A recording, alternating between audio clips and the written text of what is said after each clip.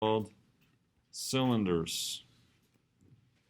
Cylinders. And so the everyday use of this word, what do you think of when you, just like an everyday common use, you think of what? A can, a tin can, right? Yeah, exactly. But that's actually just a specific type of cylinder. We want to be more broad than that. So, if I can get my... A Lincoln log is like a cylinder, right? What else? There we go. Okay.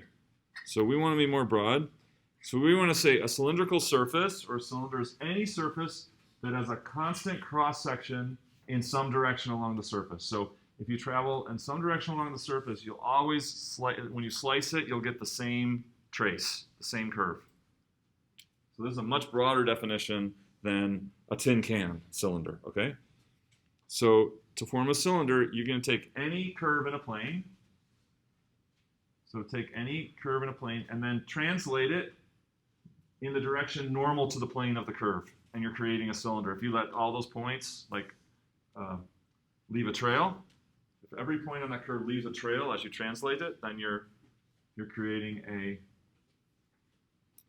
a cylinder. So now the easiest ones, the most basic ones, the ones we'll see the most, are cylinders that are equations of two variables, graphed in R3. So if you take any equation of two variables in R3, then the third variable is allowed to vary and be anything. And that's exactly what we're talking about. So for instance, in R3, how would you graph y equals x squared?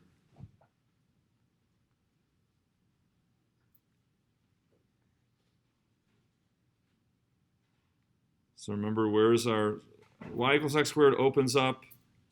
How does it open up? Positive y. Where's positive y? Up, down, left, right, back, forward. Right. So y equals x squared opens up on the positive y axis like this.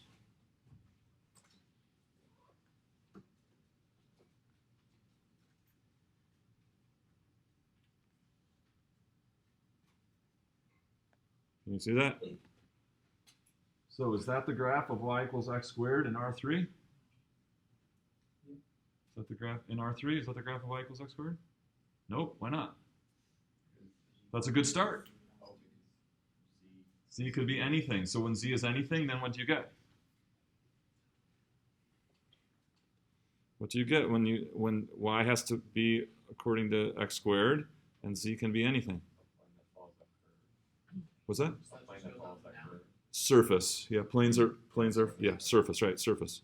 So yeah, so then it can just extend as in the z direction.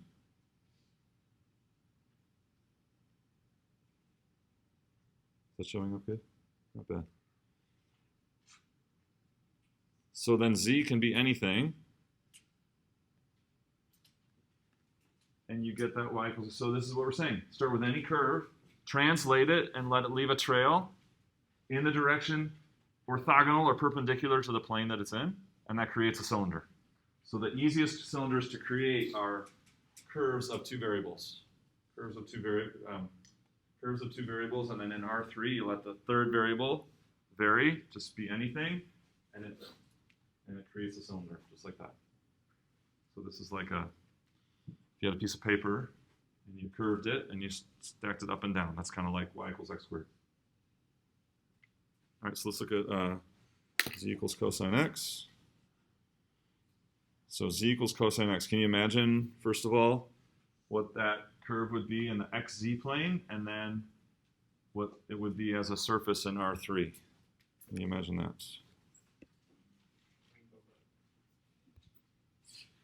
What'd you say? Like Rainbow Road from Mario Kart, just like constantly going up and down. I am not hip and with that. I know what Abbey Road is.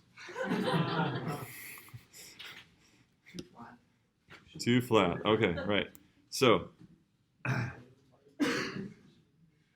here is, I put z equals cosine x, but it's some negative y value. You see that? And so then if I let y vary, and then let that curve leave a trail of dust,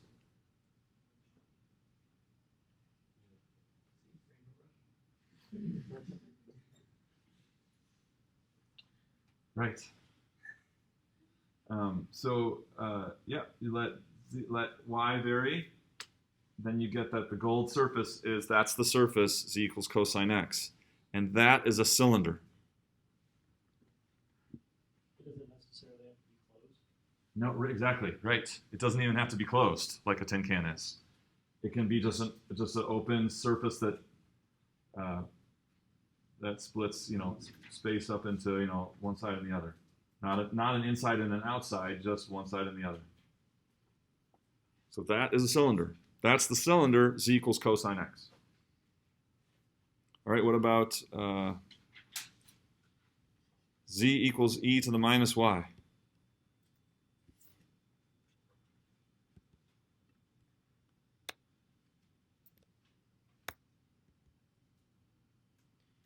So here is that curve for some negative x value.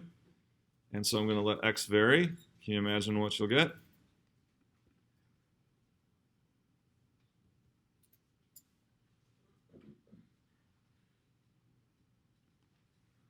So just let that x vary forever in both directions, and you get this surface. This is a cylinder. This is a cylinder. It starts with any curve, translated perpendicular to the plane that curve was in. Let those points leave a trail, and you get the surface.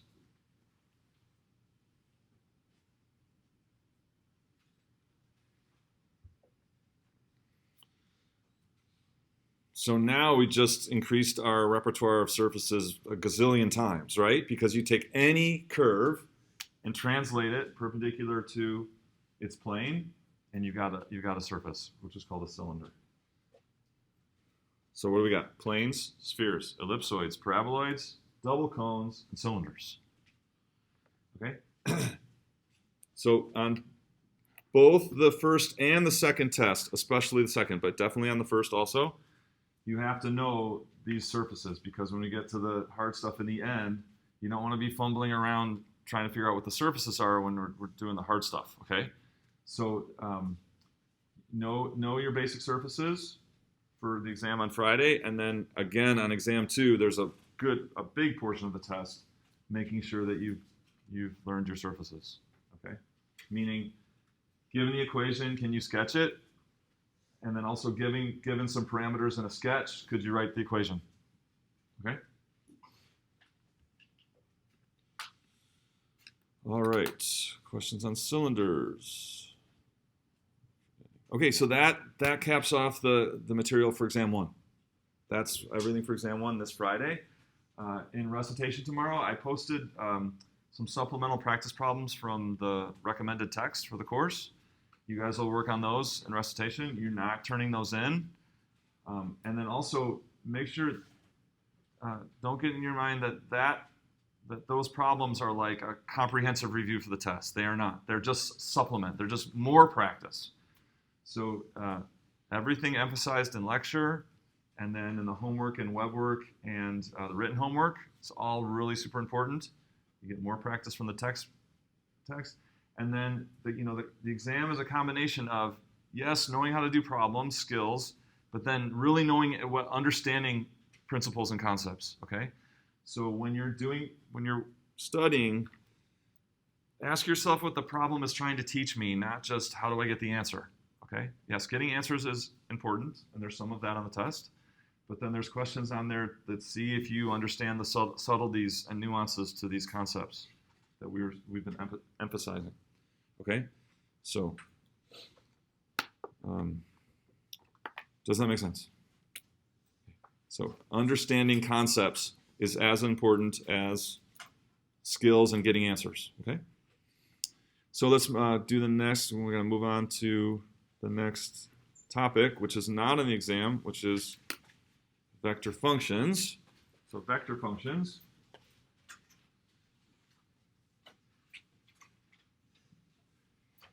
All right, so vector functions are of this form.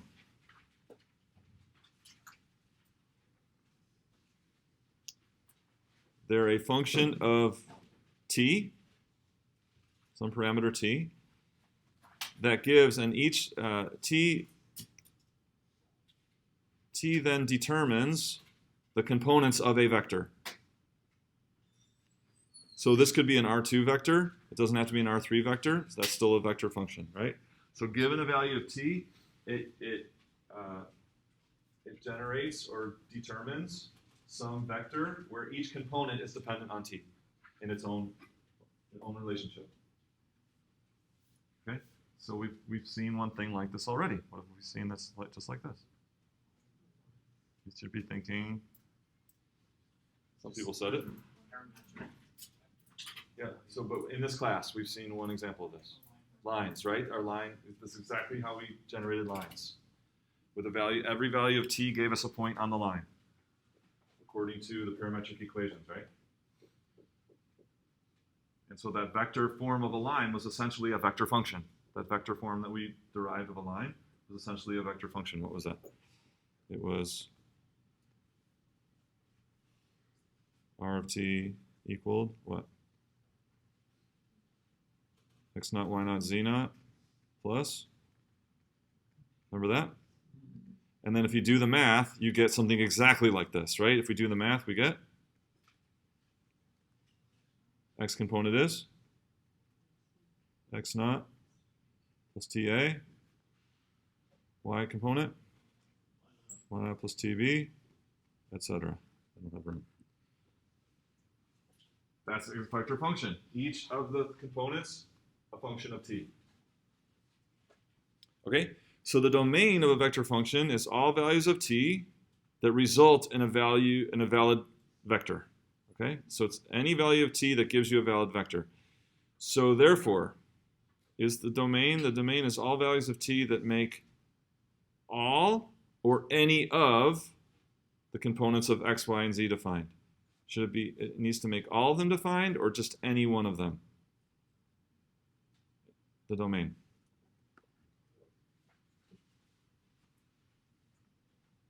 The domain is values of t that give you a valid vector. Therefore, does the domain mean that it has to make all of these true or at least one of them true? It's got to make all of them true, right? If it doesn't make one of them true, then you don't get a valid vector, right? To get a valid vector, you have to have a valid x component, a valid y component, and a valid z component. So the domain of a vector function then is it the intersection or the union of the domains? He wants intersection. Agree with that? It's got to be the intersection of the individual domains because you want the t values that work for all three of them, not just at least one. So basically, when you're doing these domain questions of vector functions, it's like now it's the same domain questions you did before in pre-calculus, but now you get to do 3 instead of 1. Right? Every question is now 3 domain problems, and then it's going to be the overlap of those 3 domains. Does it make sense? You find the domain of f, the domain of g, and the domain of h. The domain of the vector function is the t values that are in all of those domains, or the intersection of those 3. Because we can only have t values that give us a valid vector, that make all 3 true. Yes, what I'm saying makes sense. We're not going to do domain. Do you have a few domain homework problems? We're not going to do any. But that's the idea. You're going to find the individual domains and find the intersection of those. That's the domain of your vector function. Okay, so let's, how do these graph? Okay, so we saw a line, but just more generally now, then how do these graph? So let's look at, no, this one.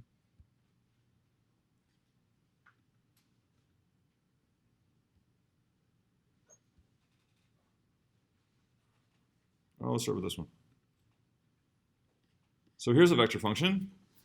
So when you write them on paper, you will not write them vertically like this. This is just the way that my software takes it.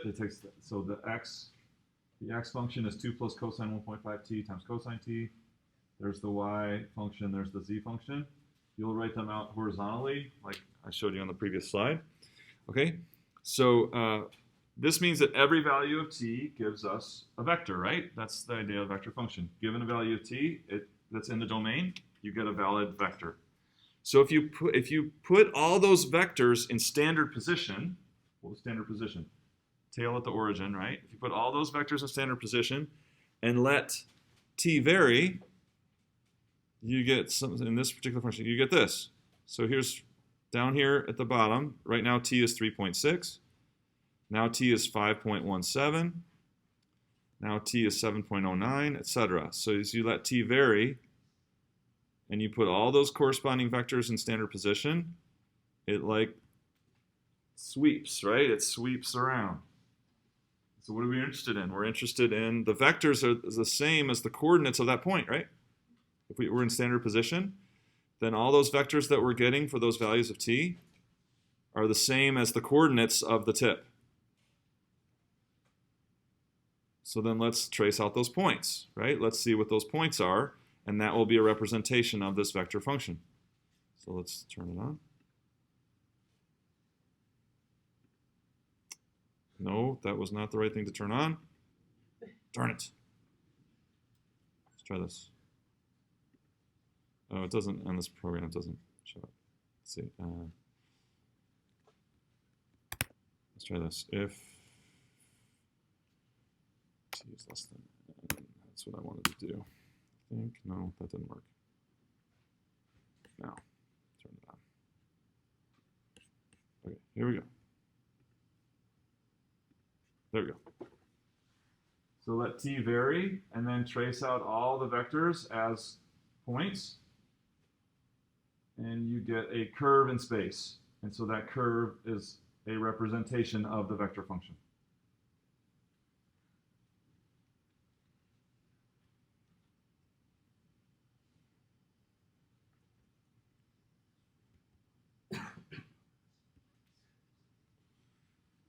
Okay, so obviously we can get some pretty cool things with this.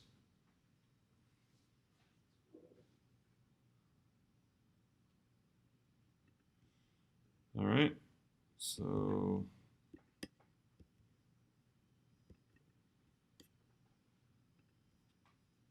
let's look at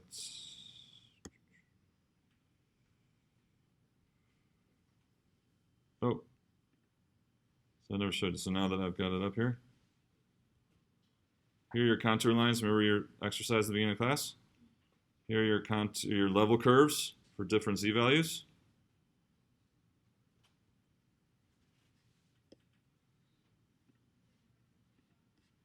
And then that forms the double cone.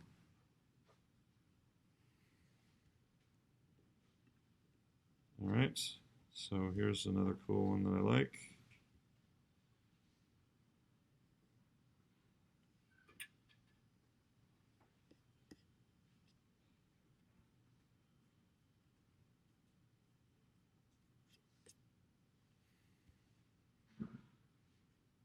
Where's the view? There it is. Okay. So here is the vector function cosine t.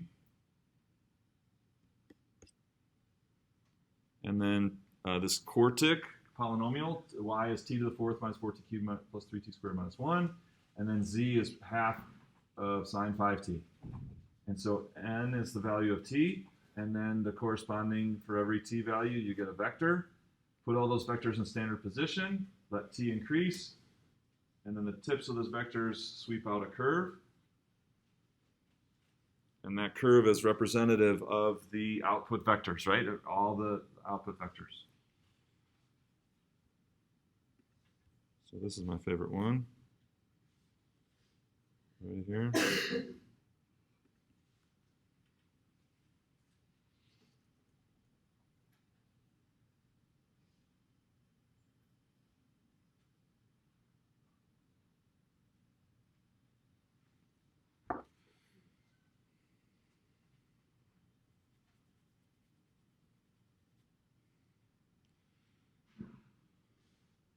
And then it goes around. When t increases, then it goes back around the back. The figure here.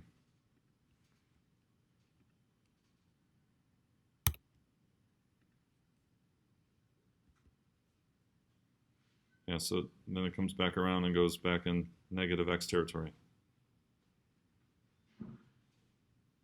Okay, so that's pretty cool. Well, as we learn more about vector functions, we'll keep coming back to this example. It makes for a real nice example when we're learning about some different aspects of vector functions. Okay, so here's a simpler one.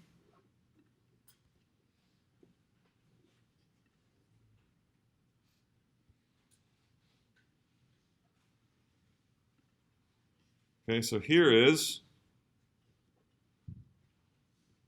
x is t, y is sine of 2t, and z is 0.5 e to the t.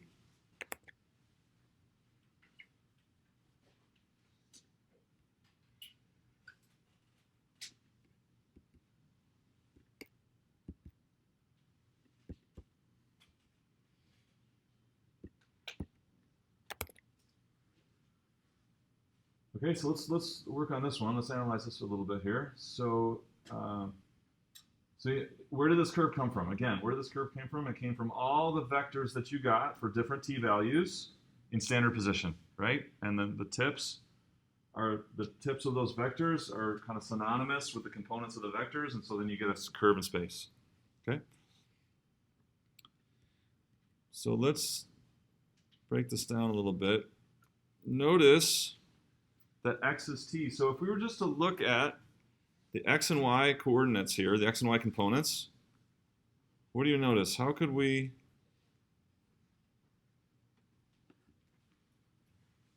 rewrite, just looking at the x and y together, how could we combine x and y and eliminate t?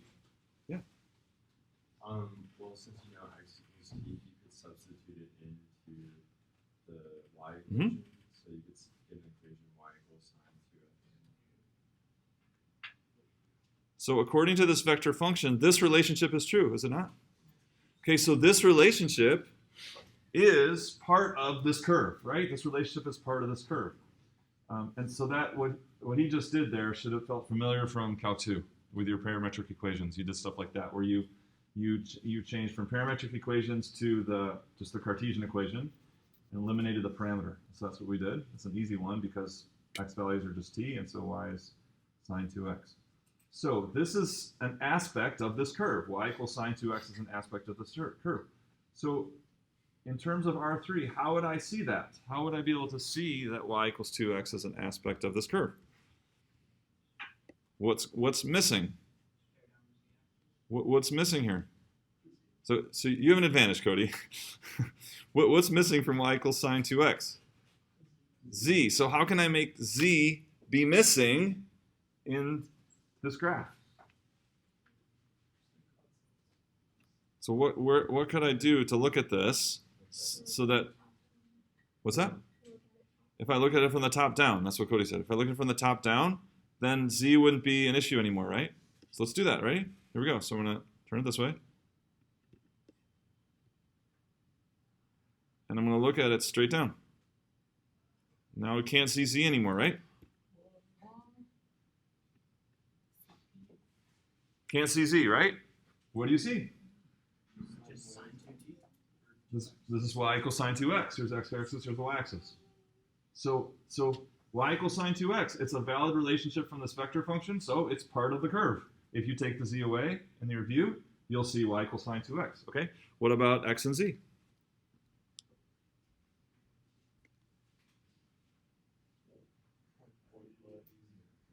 What is it? Z is equal to 1/2 e to the x. This is a valid relationship coming from this vector function, so it should be part of the graph. How can I see this as part of the graph? Stare down the y. He wants to stare down the y-axis. Yes? Here we go. Ready?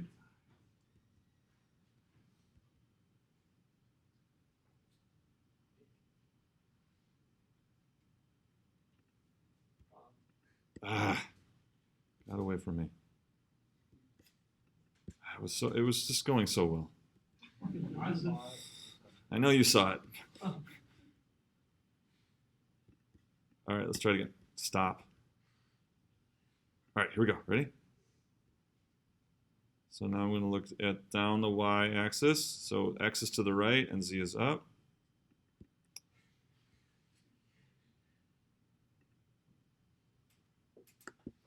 So this is x and z. What do you see?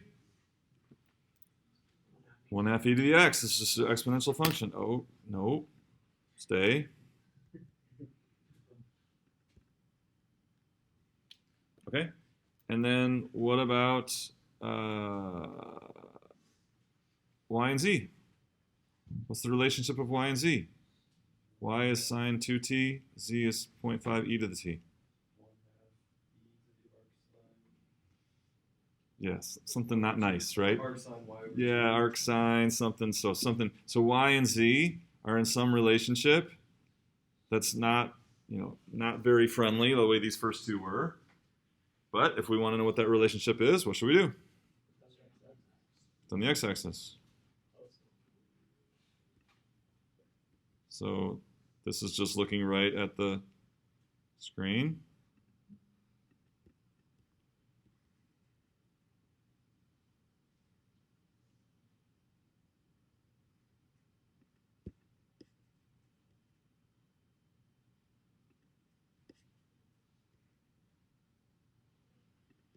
So what happens as t increases? What takes over? Which z takes over, right? So when t increases, the exponential function is gonna kind of overshadow the sign. But as t gets really small, then we're gonna see the sign z is gonna go to 0, and we'll see the sign to have more of a role, right? It's gonna be more apparent. So this is whatever that relationship is. What z equals 0.5 e to the arc sine 1/2 something, e to the 1/2 arc sine t or something like that. So isolating two variables and thinking about the view of the curve on the projection onto its plane is going to be helpful with sketching, right? So this is the projection of the curve onto the xy plane. This is the projection of that curve onto the xz plane. So we're going to use that when to help us with sketching curves. Okay, does that make sense? So it's like every vector function has three faces, right? Three faces. By eliminating one of the variables, you can use those faces then to help you get a sketch of the curve. All right, so let's practice here.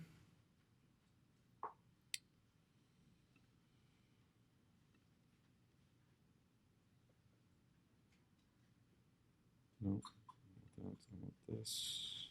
Practice.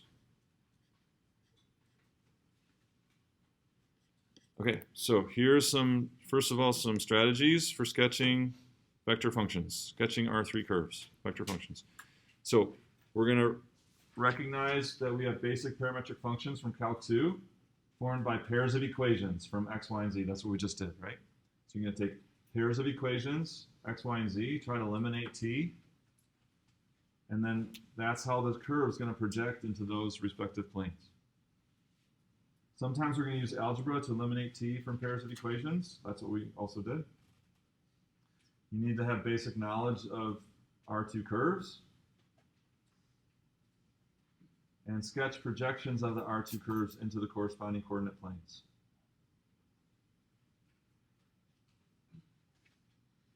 Okay, so these kind of start easy and get harder. See how you do. I'm going to take attendance, but think and then get help if you need it, right? So work together. You try and just sketch, and so no calculator, no technology. You're doing this by hand and based on your knowledge of these functions.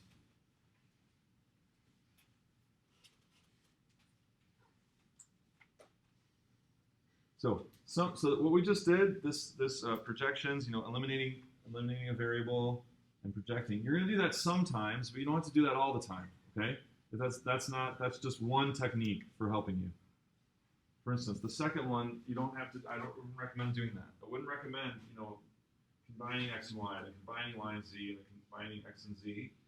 Draw on something else. You've got a broader toolbox than that. Okay.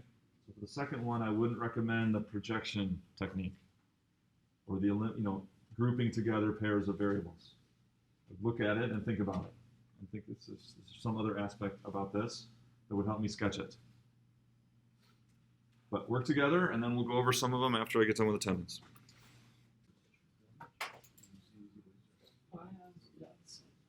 Okay, so if the first one's taking a long time, we've forgotten or we've never learned that when two variables are sine and cosine, what is that? Sure. Okay, yeah, so if that wasn't taught to you in the past, today's the day.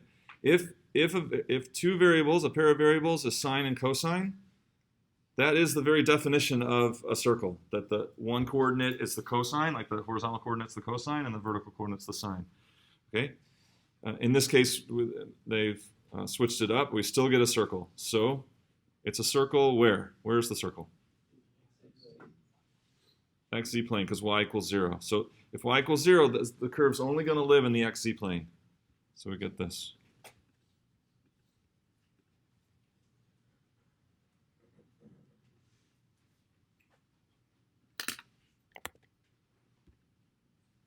All right, curve, it's a circle in the XZ. Okay, next one. What is it? Yeah, so hopefully you just looked at that and you said, I know what that is. We just did that a couple days ago, right? What is that? The line. That's all right. X equals x naught plus AT. Y equals y naught plus BT. Z equals z naught plus CT. So you could sketch the point. What's the point? The one that we know, 1, 0, negative 2 is something like down here. And then the direction vector,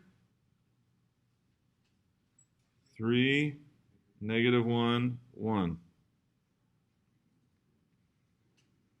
Boom, done. So you got your point, you got your direction vector, 3, negative 1, 1. Sketch it. So it's not in the XY plane, right? This is like angled up. It has a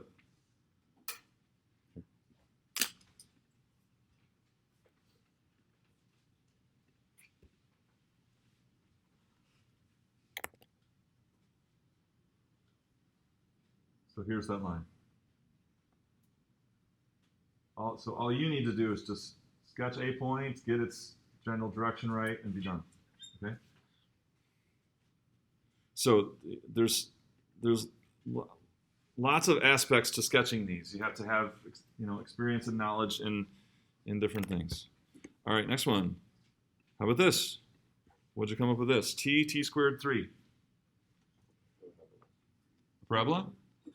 Is it a cylinder? Is it a parabolic cylinder, or is it a curve? It's just a curve, and so it's a parabola. What parabola is it? So here's where we can use some projection ideas here. So which parabola is it? Is it y equals x squared? Y equals x squared, and then where does that live? In the z equals 3 plane. So your sketch should look like this.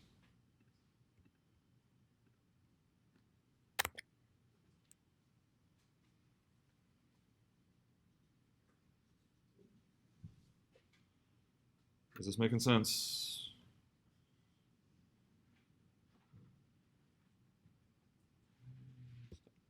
Okay, next one. Oh, I didn't give you the next one.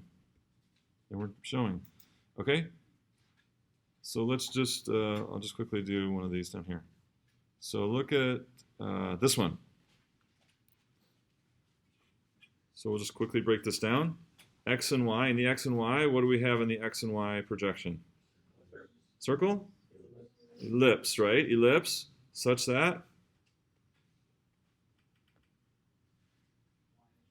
Y radius is twice the X radius. So the X radius is 1, Y radius is 2. But then, as we're going around that ellipse, as T is varying, then Z equals T. So what will that do? Okay, so we're going to be going around the ellipse while simultaneously T increases, we're going up, right? So you'll get, right, and what kind of spiral? Elliptical spiral. So we could sketch the ellipse in the xy plane. It's going to look something like this. Well, the y coordinates are twice the x coordinates. And then as z varies, we're going to be going around that, but then going up.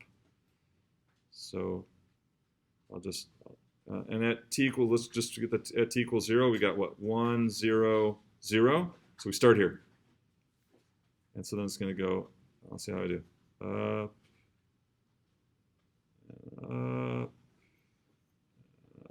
That. And if we look down on this, we'd see an ellipse, right? We look down the z-axis, we see an ellipse. Let's make the pretty one. There's the pretty one.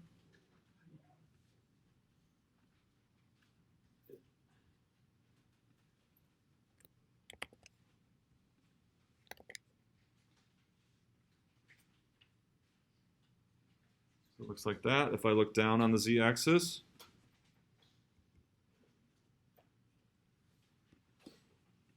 ready? Here we go. Look down the z-axis, and you see there's the ellipse. Radius 2 in the y direction, radius 1 in the x direction when z goes away. So this is an elliptical spiral. Okay,